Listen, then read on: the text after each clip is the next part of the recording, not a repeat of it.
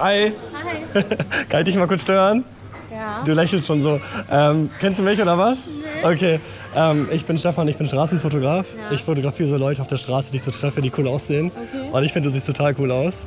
Und ich wollte fragen, ob ich ein paar Fotos von dir machen könnte. Hier. Ja, hier, genau. Einfach direkt hier. Wenn du möchtest, kann ich dir die Fotos auch zuschicken. Kostet dich auch nichts.